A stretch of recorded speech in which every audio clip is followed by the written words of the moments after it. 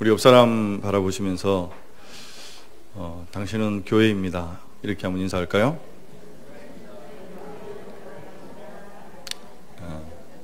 교회라 그러니까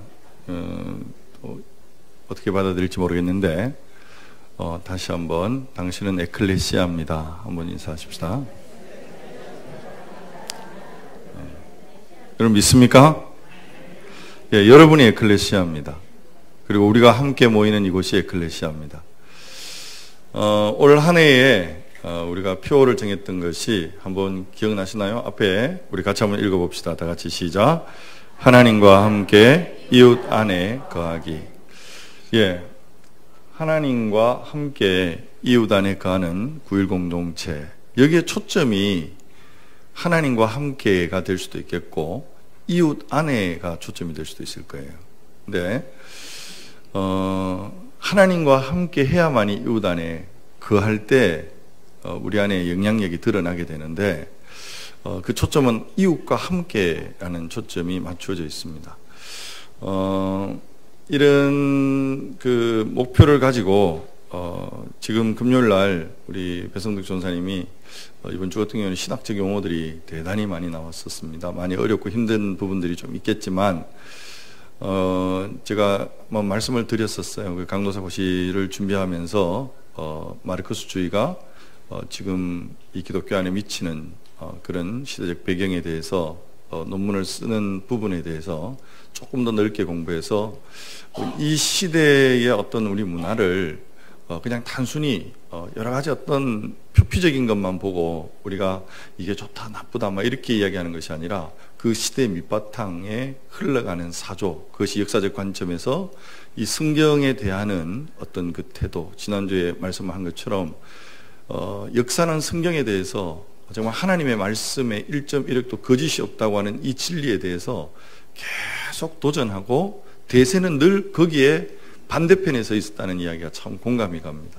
오늘 이 한국교회가 축복된 것은 그러한 어떤 시대의 흐름 속에서 하나님이 이 한국교회를 사랑하시고 1.1억도 거짓이 없는 하나님의 말씀, 유기적 영감을 그대로 받아들이는 교회가 세워졌다는 것, 말씀의 권위가 세워졌다는 것은 얼마나 큰 축복인지 모르겠습니다. 여러분들이 이러한 어떤 신앙의 흔들림 없이 우리가 서 있어야 되는데, 근데 문제는 지금 한국교회 위기는 이번에 총회가 아주 많이 공을 들여서 세상 많은 사람들에 대하여 또 교회 어떤 한국교회 특히 우리 교단은 전수조사를 다 해서 이 교회와 세상과의 관계에 대한 어떤 문제를 이야기하면서 지금 70% 이상의 세상의 사람들이 한국 기독교에 대해서 혐오감을 느끼고 있는 이 통계에 뭐 우리가 예상은 했지만 대단히 큰 충격을 받고 있는 것이 사실입니다.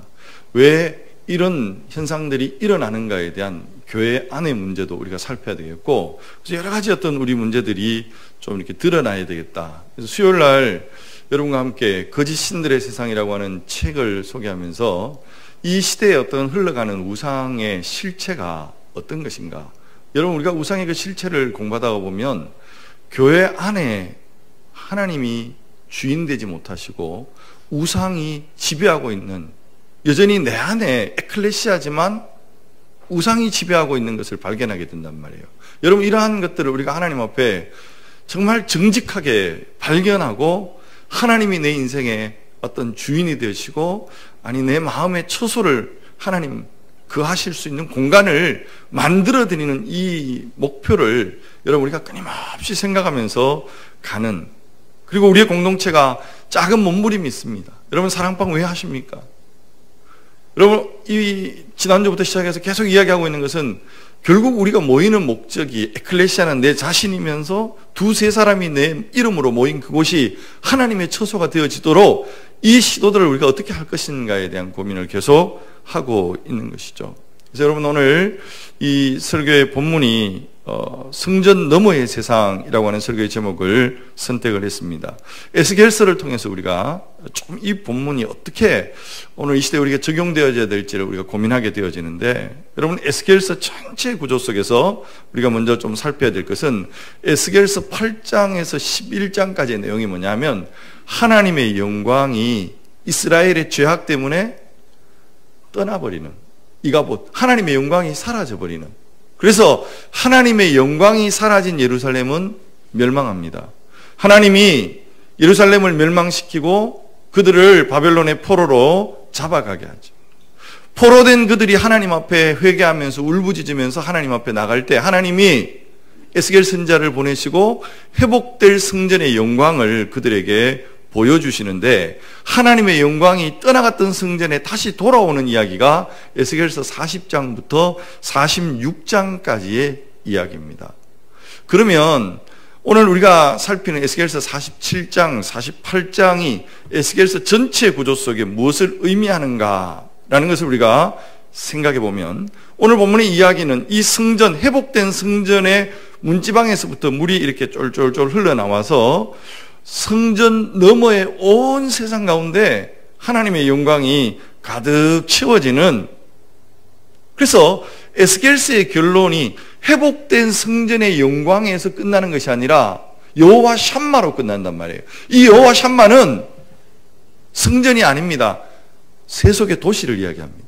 그 세속의 도시가 하나님의 영광으로 변하게 되는 이야기로, 다시 말하면 우리의 모든 일상, 성전 너머의 모든 세상이 하나님의 영광으로 가득 찰 그날을 오늘 우리에게 비전 제시해주고 있다는 사실을 우리가 생각하면서 이 본문에 우리가 한번 다시 초점을 맞춰보시면, 여러분 우리가 읽은 에스겔서 47장 1절에서 12절의 핵심은 생명을 주는 강의 이야기가 나오는 것이죠. 오늘 여기에 보면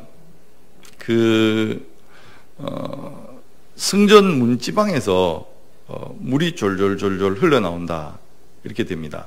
그런데 물이 흘러나오는 1절에 보십시오. 물이 흘러나오는 성전의 문이 어느 쪽의 문입니까? 예?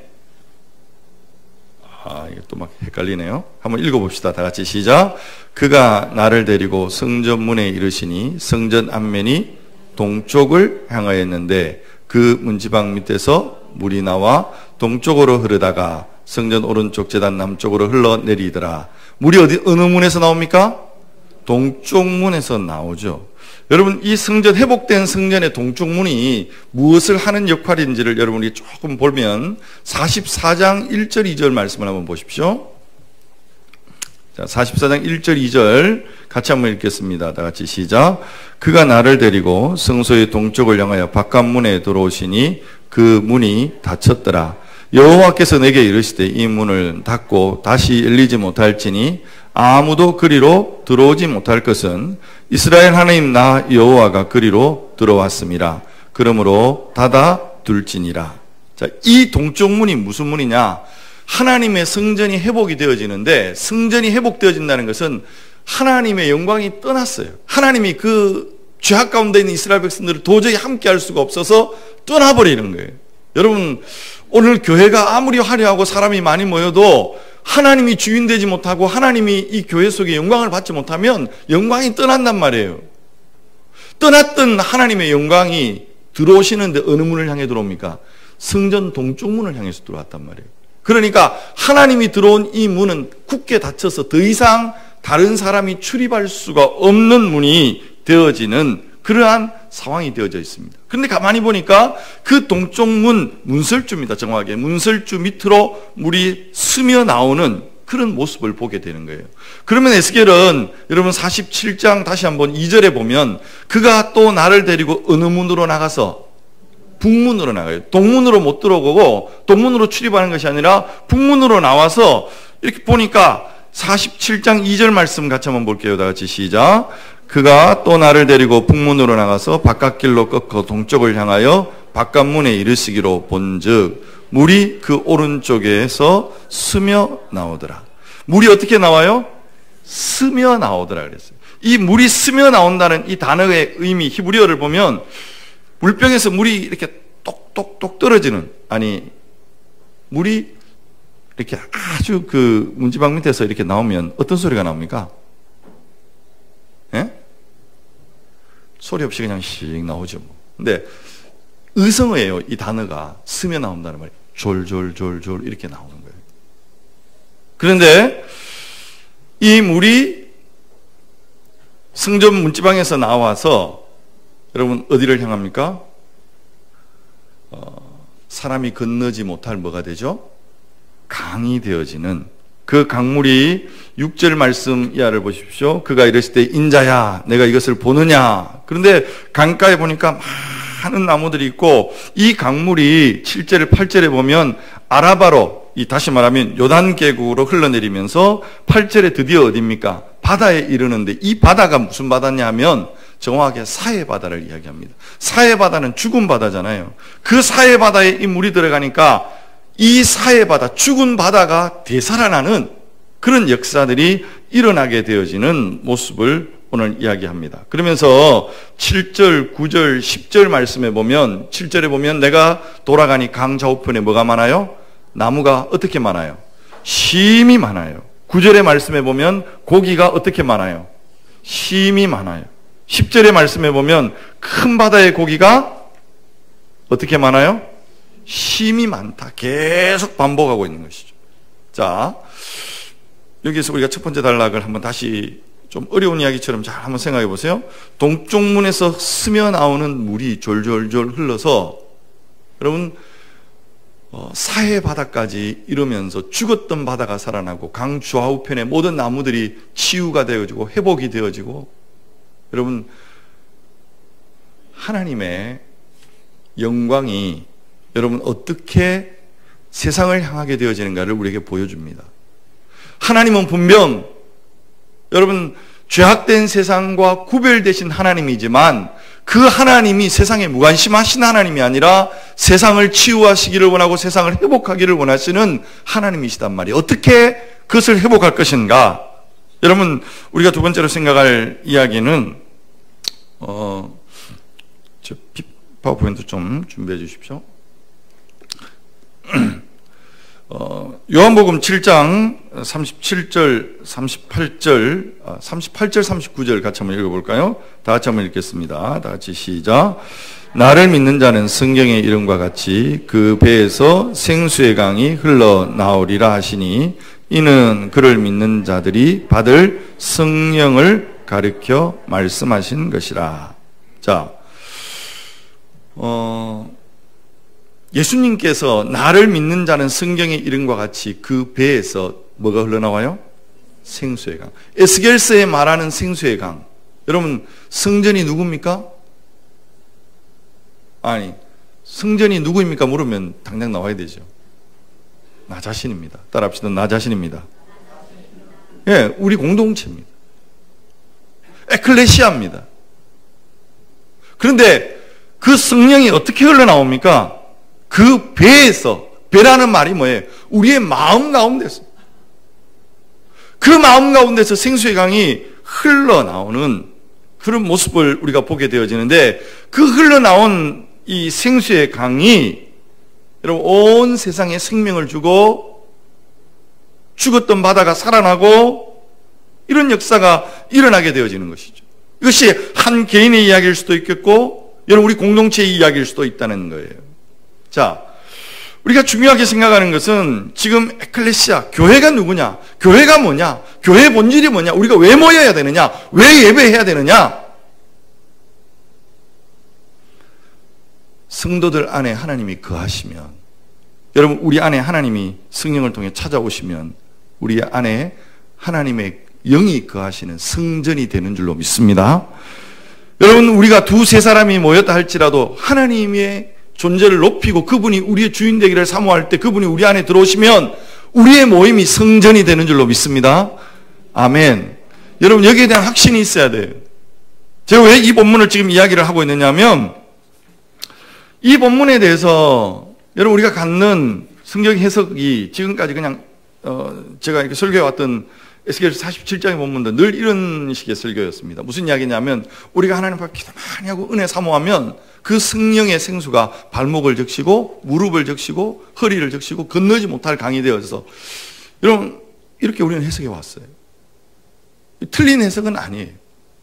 왜냐하면 요한복음 7장 38절에서 이야기하는 그 배에서 생수의 강이 흘러난다는 것은 이미 우리 안에 성령이 충만해야 여러분 그 생명의 어떤 그 강이 흘러가잖아요. 근데 문제는 교회 안에서 우리의 늘 목표를 삼는 것은 우리가 건너지 못할 그 강이 되어지듯이 성령의 풍성하게 잠기기를 원하는데, 우리의 현실은 그게 어려워요. 발목도 적시기도 힘들어서 발목 적셔가지고 막 뭔가 좀 될까 싶어 세상 나가면 그냥 고갈되고 목말라서, 우리 주제가 있잖아요. 빈들의 마른 풀같이. 늘 빈들의 마른 풀이 돼가지고 성령의 생수를, 그래서 우리는 더 이상 세상에 나갈 기력도 없고 아예 세상 나갈 생각도 안 하고, 늘 우리는 교회에서 어떻게 하면 성령 안에 잠길까? 여러분, 이 고민 틀린 거 아니라고 그랬습니다. 그런데 예수님의 제자 훈련에 대한 지난주에 말씀을 오후에 이야기했지만, 여러분, 불 넘어와놓고 성령을 부어주시고 이렇게 해서 간 게 아니에요. 70인 제자들이 예수님 따르자마자 둘씩 짝지어서 세상을 향해서 나가라 그랬어요. 세상을 향해서 나가서 하나님의 말씀대로 순종해 보니까 거기에 뭐가 임해요? 성령이 임하는 거예요. 거기에 성령의 역사가 나타나는 거예요. 왜 은사가 우리에게 필요합니까? 복음 전하라고 주신 거란 말이에요. 세상을 변화시키라고 주신 거란 말이에요. 근데 우리는 안 나가고 우리 안에 머물러서 종교적 체험을 사모하는, 더 충만해져야, 내가 건너지 못할 강에 잠겨야 내가 뭔가 나가서 뭔가 할 수 있지 않겠습니까? 내 세상 나가기에는 나도 감당 못해요. 두려워하고. 선교에 대한 이야기를 할 때, 아유, 우리 교회도 지금 재정 운영도 안 되는데 목사님 무슨 이야기 하십니까? 이런 교회들이 너무너무 많단 말이에요. 우리 교회가 뭔가 좀 되면, 자립이 되면, 여러분, 자립되면 교회가 선교합니까? 아니에요. 교회 지어야죠. 교회 짓고 나면 여러분 선교합니까? 안 해요. 교육관 지어야 되죠. 교육관 짓고 나면 선교합니까? 안 해요. 묘지사 해야 되고, 나중에 되면 그거 운영하기에도 그 급에서 교회는 늘 우리 안에 갇혀 있는.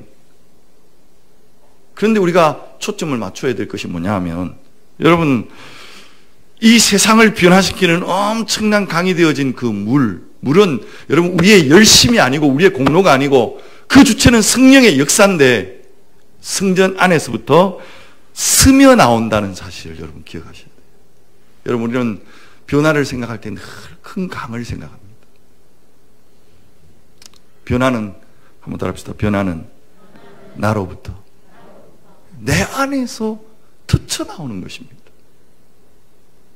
여러분, 변화는, 하나님의 나라가 이루어지는 것은 베들레헴 말구에서부터 작은 출발이 시작되어졌고, 여러분, 우리가 아합의 이야기를 묵상했습니다만, 아합이 가뭄을 그치게 할 때에도 7번 하기엔하고서야 떠오르는 손바닥만한 작은 구름이었습니다. 엘리야가 로뎀나무 아래서 죽기를 구할 때 지진 가운데서도 불 가운데서도 하나님의 임재가 없었어요. 어디에서? 세미한 음성 가운데서 하나님이 역사하시더라는 거예요. 여러분, 저는 이 본문을 좀 다시 한번 생각을 해보고 싶습니다. 우리 안에 성령이 거하신다면 여러분 아멘 하십시오.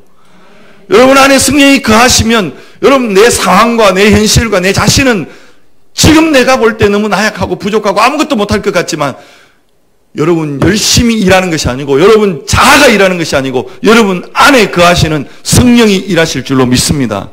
중요한 것은 우리가 순종하면서 하나님의 말씀 앞에 가느냐 안 가느냐. 작은 출발이에요.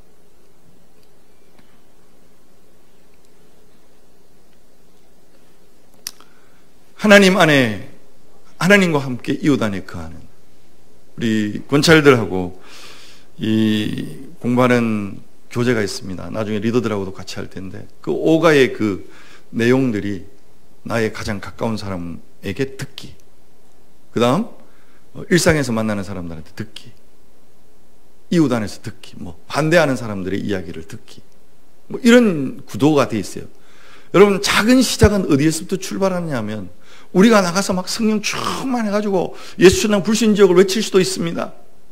그러나 여러분, 이 시대에 오늘 우리가 필요한 것은 작은 변화입니다. 여러분 안에 먼저 하나님이 거하시도록, 하나님이 여러분의 인생의 주인 되시도록 만들 때, 여러분 우리의 변화는 사람들의 이야기를 들어주세요.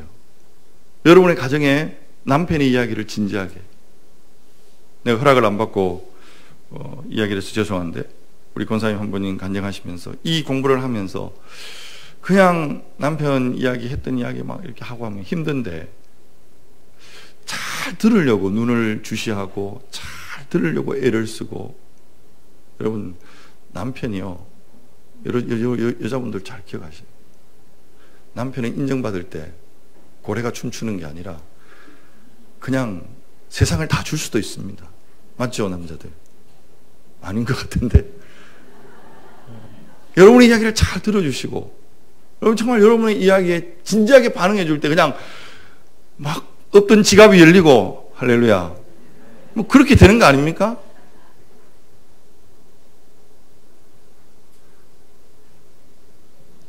뭐 딸들 자랑하면 그렇지만 뭐 다들 그런 이야기합니다. 딸들은 오늘 장로님이 내 목욕실에 와서 어떤 선생님이 딸을 가진다는 것은 뭐 개념이 다르다 뭐 그런 이야기였거든요. 정확하게 전달을 못해서 죄송합니다. 이해를 합니다. 여러분 아내는 툭박지게 이야기할지 모르지만 우리 아내가 그런 게 아니고요. 딸들은 아빠 마음을 들었다 놨다 합니다. 맞죠? 있는 거 없는 거 다 주게 돼 있습니다. 왜 이런 이야기를 하냐면 작은 변화를 이야기하는 거예요. 여러분 오늘 교회가 커야 이 상인동을 변화시킨다고 생각하면 우리는 절대로 못합니다. 아무것도 못합니다. 그냥 흘러보내는 거예요. 그 첫 출발은 제가 지금 여러분하고 지금 함께 하지 않지만 혼자 하고 있는 숙제가 뭐냐 하면 일주일에 최소한 하루 시간을 내서 이 동네를 걷습니다. 기도하면서 이 동네에 어떤 변화가 일어나나, 이 동네의 필요가 뭔가, 이 동네 속에서 하나님은 어떤 일을 하고 싶어 할까, 그거 찾고 고민하고 기도하고 여러분 그 일을 여러분과 함께 나누게 될 것입니다. 따라합시다. 시작은 작은 것. 생수의 강이 어디에서 터쳐나와야 됩니까? 졸졸졸 나오는 게 내 아내한테 말하는 거 한마디 표정 하나가 바뀌어지는 것이 영향력이고 변하고 여러분 믿습니까? 적어도 내 의지가 아니라 내 안에 거하시는 성령이 거하신다면 여러분 성령이 여러분 안에 거하시면 다시 한번 아멘 하십시다. 아멘. 여러분 성령과 함께 하십시오. 성령의 음성에 귀 기울이십시오. 나는 할 수 없습니다. 나는 부족합니다. 그러나 하나님의 영이 함께 하시면 하나님의 일하실 줄로 믿습니다.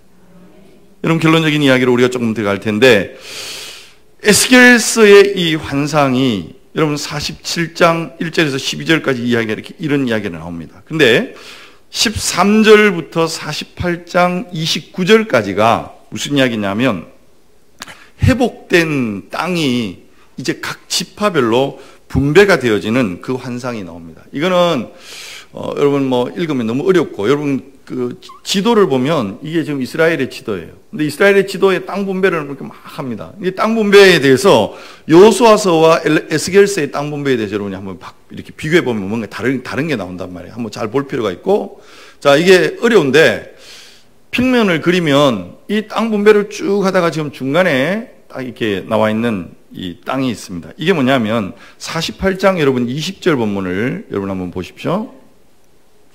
한번 같이 한번 읽어볼까요? 다 같이 시작. 그런즉 예물로 드리는 땅의 합계는 길이도 25,000척이요 너비도 25,000척이라. 너희가 거룩히 구별하여 드릴 땅은 성읍의 기지와 합하여 네모 반듯할 것이라. 자 여기에 예물로 드릴 땅이라는 말을 한번 이렇게 줄쳐 놓으시고 이걸 테루마라고 표현을 하는데 이 예물로 드릴 땅은 이스라엘 백성들이 여러분 다 분배가 있지만 어느 지파만 분배가 없어요. 레위 지파만 없어요.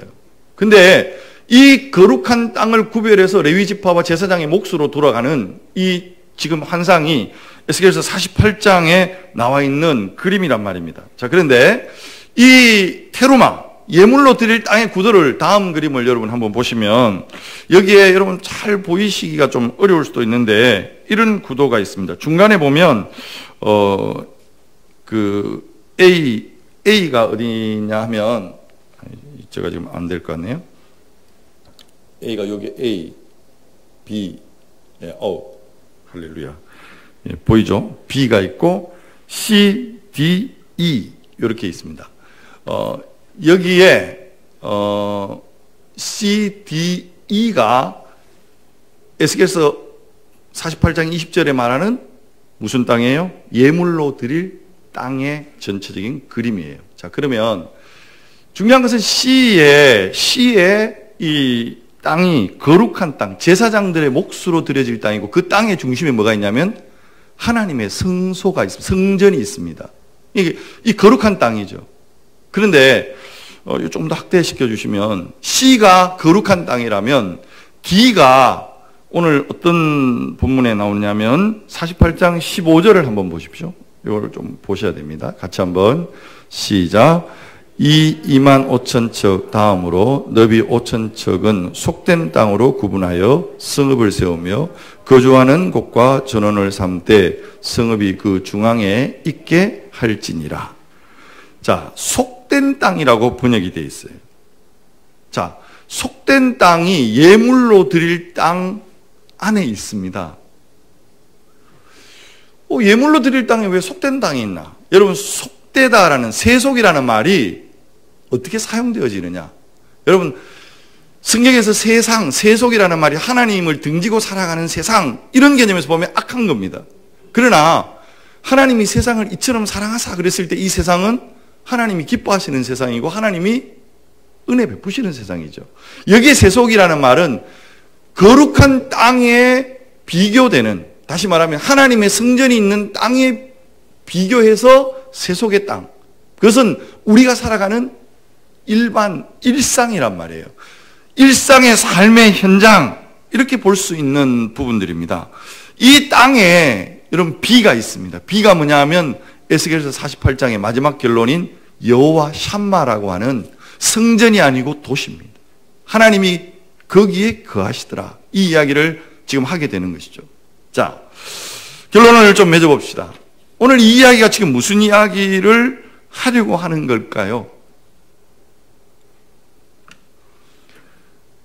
만약에 하나님의 성전의 영광으로 회복이 끝난다면 에스겔서 46장에서 이야기가 멈췄어야 됩니다.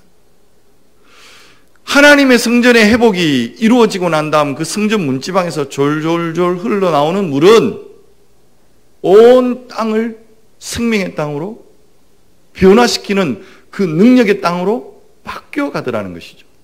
그리고 그 땅의 중심에 예물로 드릴 땅이 구성이 되어 있고, 예물로 드릴 땅의 그 거룩한 땅과 속된 땅이 나누어진단 말이에요. 거룩한 땅은 하나님의 성전이 있는 땅이고, 속된 땅은 우리가 농사 짓고 일상 살아가는 일반적인 삶의 땅입니다. 이 모든 땅이 하나님 앞에 예물로 드려질 땅이 되어지는, 여러분, 오늘 이것이 오늘 우리에게 무엇을 의미할까요? 우리는 예수를 잘 믿을수록 세상과 영적인 것들을 자꾸 이원화시키는, 역사적인 관점에서 여러분, 기독교 이단은 늘 이원화시키는 데서부터 출발했습니다. 누가복음 10장을 묵상하시고 예레미야서의 말씀을 묵상하다 보면 하나님이 이스라엘 백성들에게, 포로로 잡혀간 이스라엘 백성들에게 뭐라 하냐면, 너희들 독립운동해라. 그래서 바벨론을 뒤집어 엎어라. 내가 너와 함께 하겠다. 이렇게 말씀하지 않아요. 너희가 그 속에서 집 짓고 결혼하고 살아라 그래요. 그 땅의 평안을 위해서 기도하라 그래요. 여호와 샴마, 하나님이 그 땅에도 거하시는 거예요. 여러분, 우리는 여기서 많은 고민을 해봐야 합니다. 하나님이 오늘 우리의 교회 모임 속에, 여러분 예배 속에 여러분 늘 함께 하기를 원하세요. 여러분 정말 기대하는 것은 우리의 예배가, 여러분 정말 주일날 이 드려지는 이 공동체 예배, 또 오후에 드리는 사랑방 예배, 여러분 예배 속에 여러분이 정말 마음을 다하고 뜻을 다하고 정성을 다해서 하나님이 예배를 받으시도록, 아니 내가 하나님 앞에 예배 드리는 자로 서 있다고 하는 이 영광스러움을 여러분 늘 묵상하고 또 묵상하셔서 여러분의 예배 속에 늘 하나님이 함께 하시는 예배가 되기를 주의 이름으로 축복합니다. 하나님이 함께 하는 예배, 그래서 하나님이 우리의 예배 속에만 임하는가? 아니요. 하나님은 여러분의 일상 속에 임하기를 원하세요. 성전 넘어 여러분의 삶의 현장 속에도 주인 되기를 원하세요. 오늘부터 여러분이 고민하시는 것은 여러분의 가정 속에 하나님이 처소를 마련할 수 있도록 어떻게 해요? 하나님을 인정하십시오. 여러분 안에 거하시는 성령을 인정하십시오. 여러분 교회 속에서 찬양하고 막 예배 드릴 때는 성령을 인정합니다. 그러나 내 남편 앞에 가서는 절대로 성령 인정 안 하고 성령님 좀 잠깐 계셔 보세요. 내가 지금 속상해 못 살겠어요. 그러지 말고 내 속은 부글부글 끓지만 성령이 여러분 안에 거하신다고요. 여러분 믿습니까? 그 성령을 의지만 하시면, 그 성령을 인정만 하시면 성령이 여러분을 다스려 주시는 줄로 믿습니다. 그 성령이 다스려 주시면 말이 고와진다고요. 여러분의 귀를 귀 기울이는 귀가 되어진다고요. 아유, 그거는 힘들어요. 힘들어요. 그래서 아예 이쪽은 포기하고 나는 교회만 가서 기도만 할래. 여러분 그거 아니에요. 졸졸졸 흘려보내십시오. 힘쓰지만, 정말 힘들지만 어렵지만 여러분의 일상생활 속에서 하나님이, 성령이 내 안에 거하신다. 성령이 내 안에 거하셔서 나를 다스리기를 원하신다.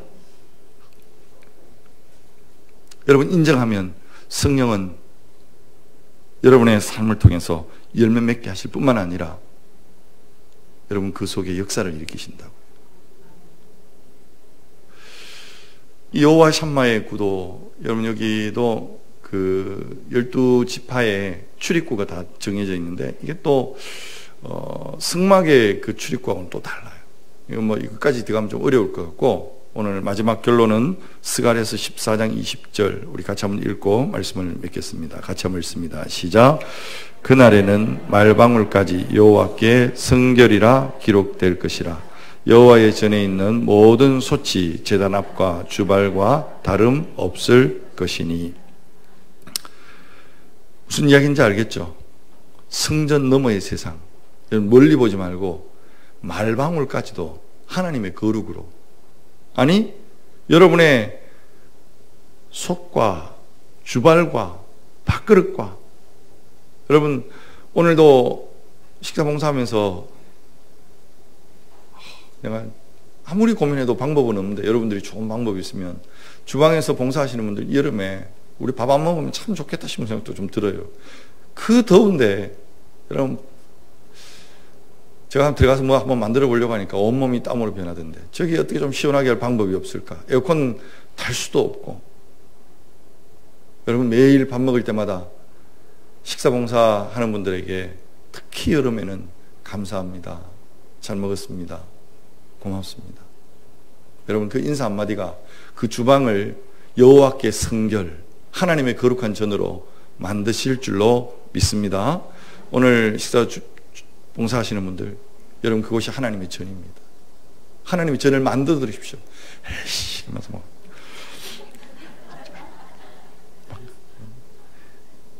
교회 주방은 좁아 터가지고 꼭 이 더운데 밥을 먹어야 되나. 남자들 왜 일 안 하는데? 뭐. 이런 마음으로 일하지 마시고, 혹 성령이 역사하시면 남자들이 들어가셔도 아무 말 안 합니다. 예.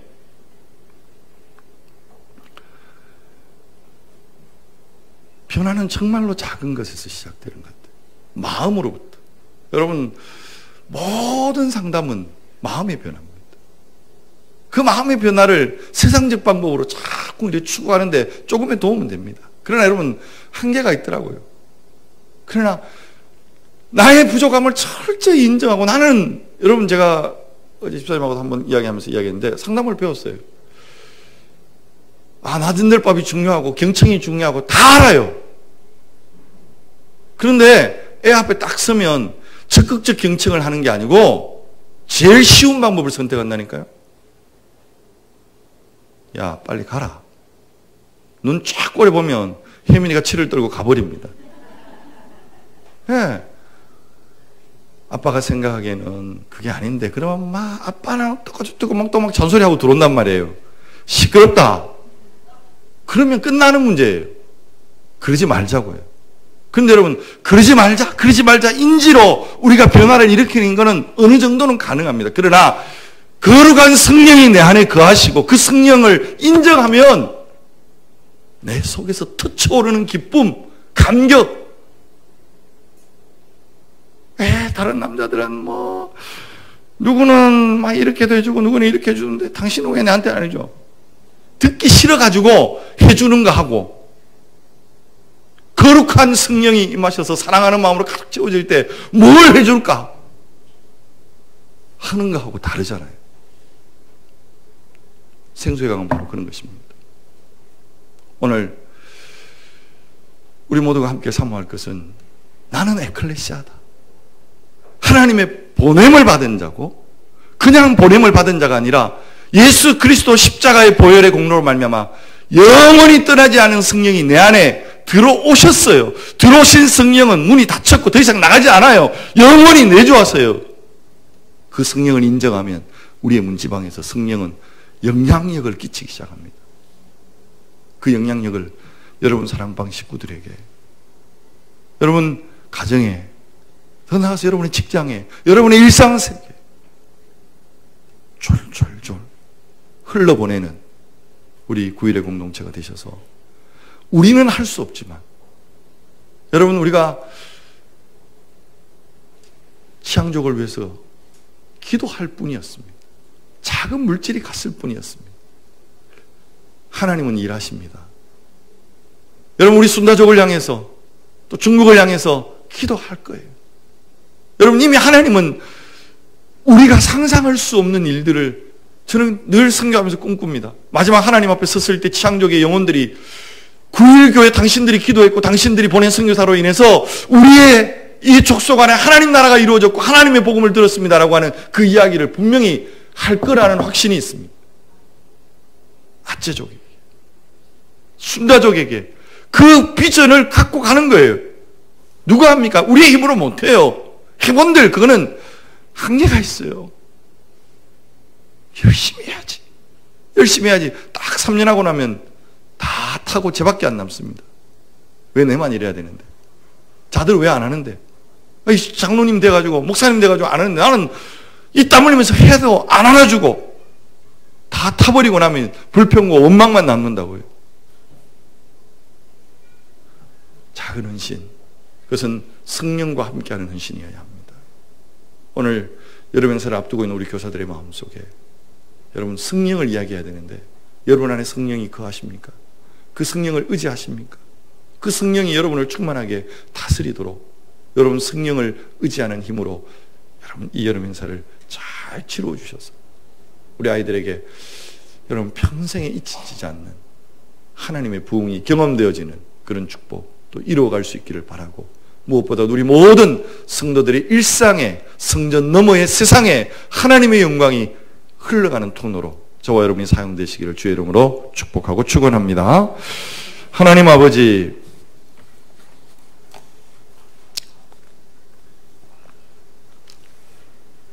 하나님의 영광이 떠나버린 성전, 그 성전은 아무런 의미가 없습니다. 오늘 이 시대의 교회가 건물을 자랑하고 수를 자랑하지만 하나님의 영광이 드러나고 있는가를 생각하면 하나님, 왠지 두렵고 떨립니다. 다시 한번 우리가 하나님 앞에 서서 내 자신이 하나님의 에클레시아, 하나님의 교회임을, 하나님의 거룩한 성령이 거하시는 전임을 인정할 수 있는 믿음을 더하여 주시옵소서. 내 안에 떠나지 아니하시는 성령이 영원히 머무심을 인정할 수 있는 믿음을 허락하여 주옵소서. 그 성령을 높여드리게 해주십시오. 성령이 주시는 힘으로 살게 해주십시오. 그 성령이 주시는 힘으로 내 감정과 내 생각과 내 삶을 살아갈 수 있는 은혜를 더하여 주시기를 원합니다. 그래서 그 신앙이 교회 안에 머물러 있는 신앙이 아니라 교회를 넘어서는 내 일상의 삶 속에, 내 가정의 삶 속에 하나님의 영광으로 가득 채워지는 그날을 꿈꾸며, 하나님 오늘도 작지만 늘 하나님 앞에 나를 내려놓고 하나님의 성령이 주장할 수 있도록, 성령이 일하시도록 기도하며 순종하며 말씀 붙들 수 있는 저희들 되게 하여 주시옵소서. 감사합니다. 예수님의 이름으로 간절히 기도하옵나이다.